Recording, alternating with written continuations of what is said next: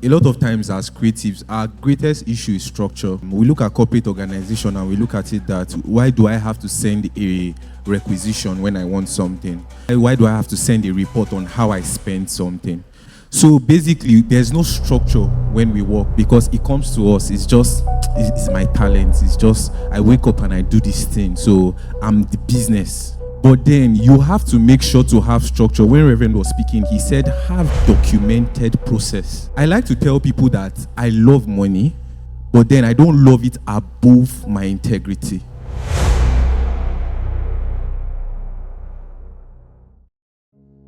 Next question. Should creatives work for free?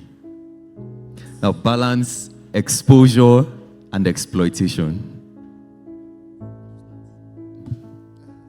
No. I would say yes and no. So, again, I believe most things in life, context applies to. Context first. So, why should you work for free or why should you not work for free?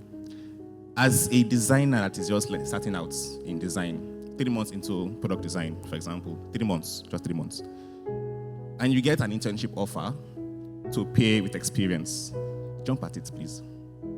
Because one, you get to be in an environment where you can have superior colleagues to learn from, people of 5 years of experience to put you through.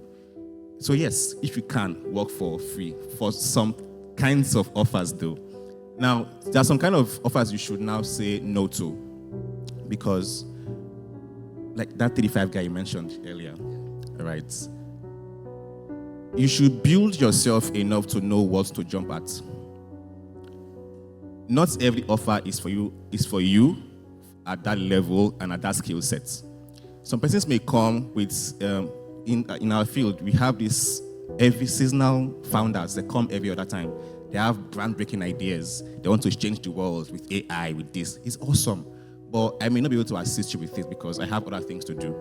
So should you work for free?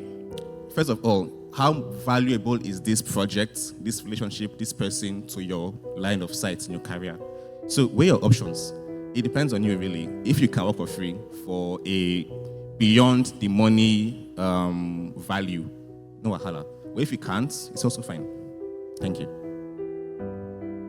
Okay, so my first question back to you is, what are the other ways to measure reward apart from money?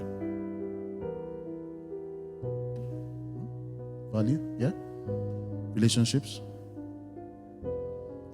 yeah? Anybody else? Experience? Community? Just sitting in a particular room is payment.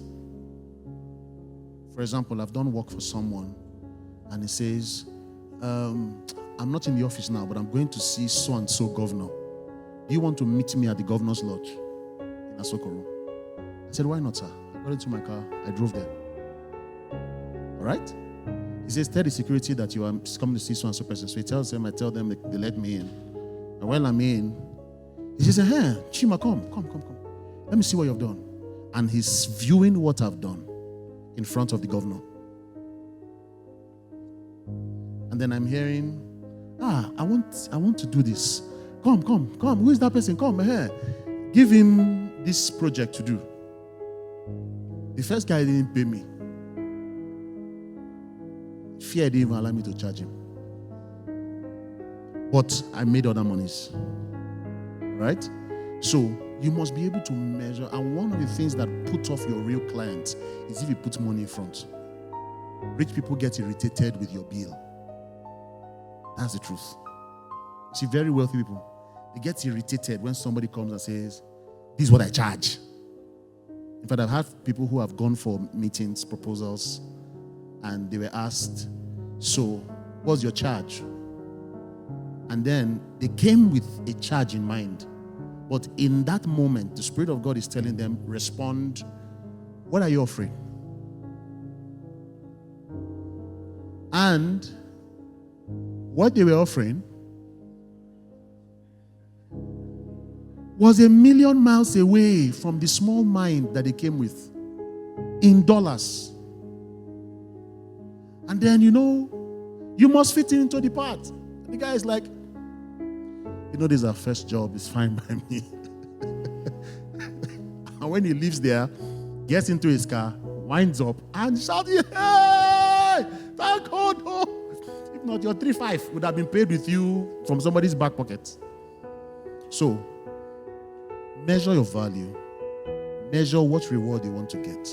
Don't always take money. Sometimes you will take money and end it. Some other times you will take money and build it. I'm not against taking money. Take money, but let your positioning be more about interpretation of people's dreams than just charging people up and down. I had somebody who I was going to do a project with, and I called him. He said, hey, Rev, well done, sir. How are you, sir? I said, I'm fine. And then I said, this is what I'm thinking. The next thing that happens is that he tries to round up the call and ends it.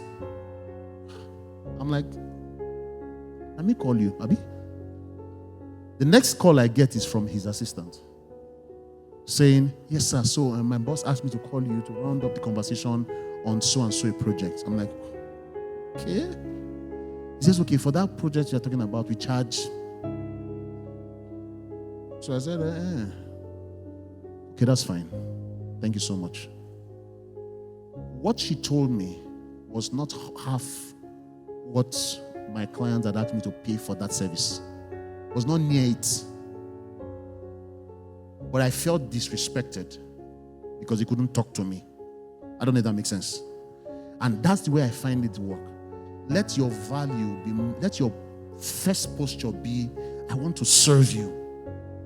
Once people find people who will serve them, they will pay anything. I have clients who, if I had a client 2003, who came to me in December 2003, he came to me, if you heard me say this before, he came to me, he says, called me capacity, sir. I said, yeah, how far? He said, there's something I want to do. I don't know what I want to do, but there's something I want to do next year. It's around documenting an idea. I don't know what idea it is, but take this 5M first. When I think I will tell you.